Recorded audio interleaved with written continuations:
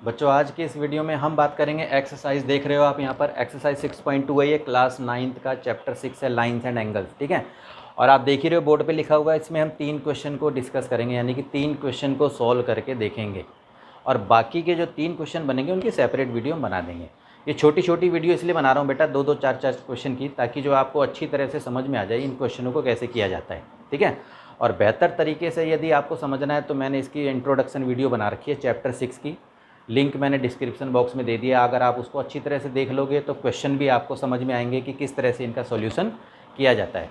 6.1 की भी जो है ना मैंने पूरी कंप्लीट एक्सरसाइज की वीडियो बना दी है, लिंक मैंने डिस्क्रिप्शन में दे दिया है।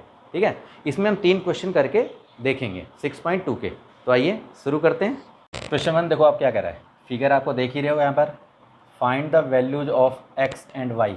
आपको क्या है, एक्स और वाई की वैल्यू निकालनी है और साथ में ये भी आपको शो करके दिखाना है कि ए बी पैरेलल है सी डी के, यानी कि ये जो ए बी लाइन है वो सी डी के पैरेलल है कि नहीं। तो इसको कैसे करेंगे हम। अब आप यहाँ देखो क्या है, हमने लिया 50 plus x is equal to क्या होता है 180 डिग्री। ठीक है, क्यों है ये, क्योंकि ये लीनियर पेयर एंगल होता है बेटा। देखो स्ट्रेट लाइन पे जब ये दो एंगल होते हैं तो वो लीनियर पेयर कहलाते हैं। ठीक है, तो इस तरह से हम x की वैल्यू निकाल देंगे। 180, 50 को आप वहाँ ले जाओ तो x की वैल्यू आपकी कितनी हो जाएगी, देखो 130 की। ठीक है ना, 130 की हो गई। और यहाँ पर देखो क्या है, देखो also 130 is equal to angle y। अब ये देखो क्यों है ये, क्योंकि ये वर्टिकली अपोजिट एंगल है, तो शॉर्ट फॉर्म में लिख सकते हो आप VOA। तो देखो आप 130 जो है वो y के इक्वल हो गया क्योंकि वर्टिकली अपोजिट एंगल है। ठीक है ना, और अब हमारा देखो x भी निकल गया, y भी निकल गया। अब हमें क्या बताना है कि ए बी पैरेलल है सी डी के। तो हमने कहा but angle x is equal to angle y। अब देखो एंगल x कितने का निकला था 130 का, y कितने का निकल गया, ये भी 130 का। अब ये दोनों बराबर है, तो ये दोनों बराबर हैं तो ये यानी कि ये अल्टरनेट एंगल है, अल्टरनेट एंगल फॉर्म्ड हो रहे हैं।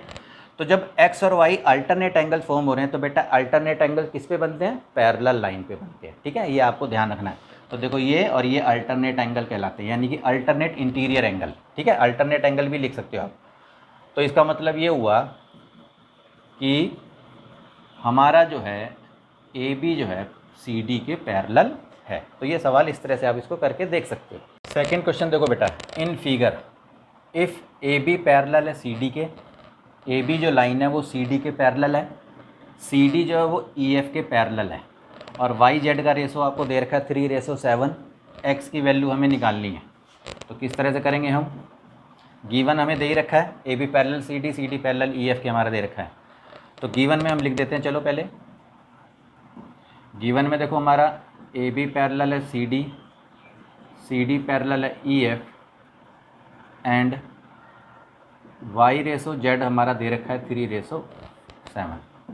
फाइंड हमें क्या करना है, एक्स की वैल्यू हमें फाइंड करनी है। ठीक है, यानी कि एंगल एक्स हमें।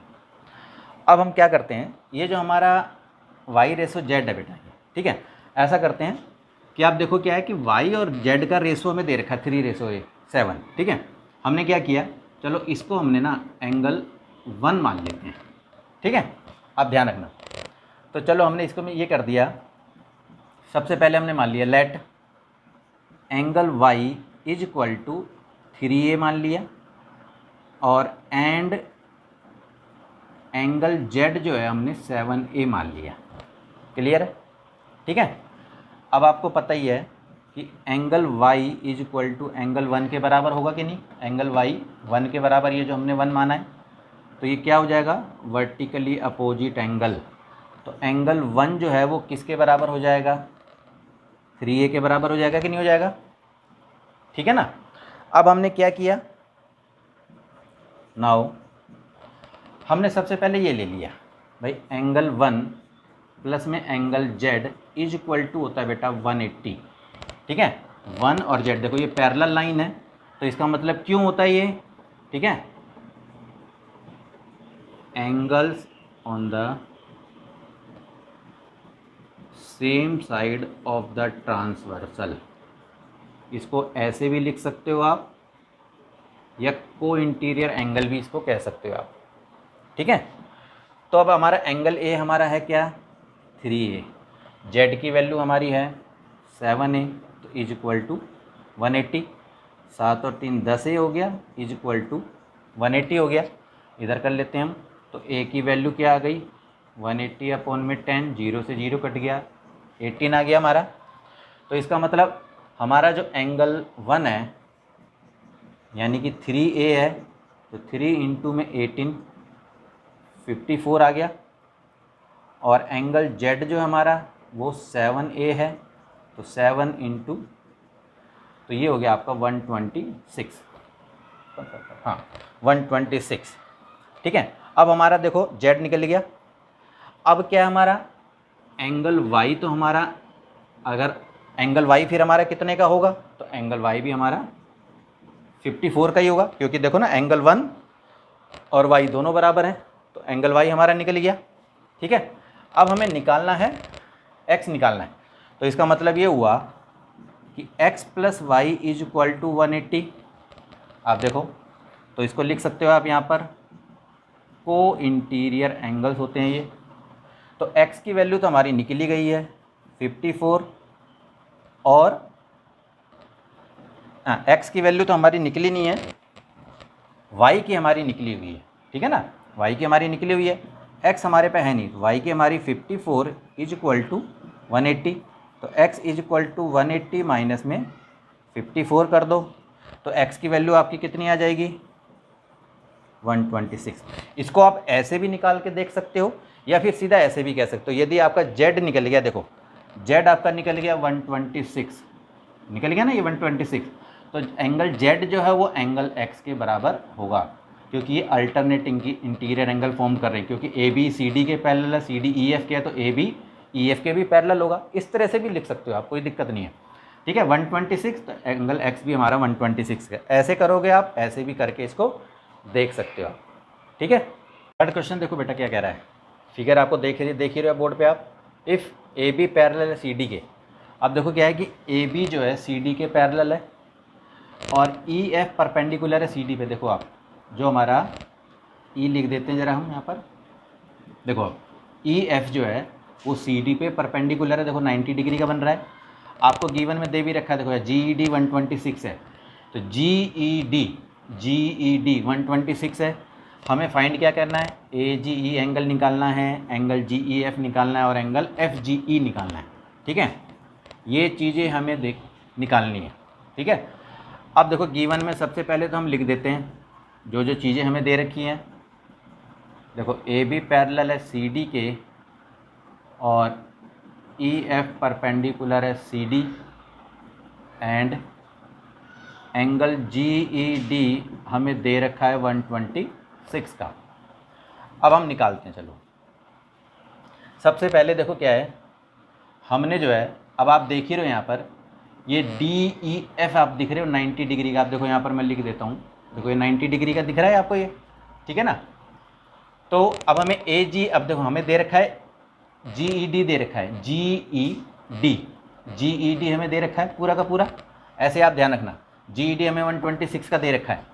अगर मैंने कहा G E F, angle G E F जो है, जी ई एफ अगर मुझे निकालना है, तो मैंने कहा कि एंगल जी ई डी, ठीक है, जी ई डी में से मैंने एंगल डी ई एफ को माइनस कर दूं।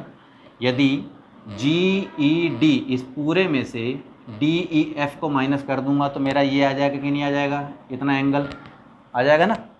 तो एंगल जी ई एफ क्या होगा, जी ई डी मुझे दे ही रखा है 126 का, इसमें से 90 को माइनस कर दो, तो 9 3 12, यानी कि 36 का आपका आ गया। तो ये एंगल कितने का निकल गया आपका, देखो 36 का एक एंगल तो हमने निकाल दिया, यानी कि जी ई एफ, ठीक है। अब हमें बताना है ए जी ई, तो देखो बेटा ये भी बहुत सिंपल है, angle A G E is equal to angle G E D के होगा कि नहीं होगा।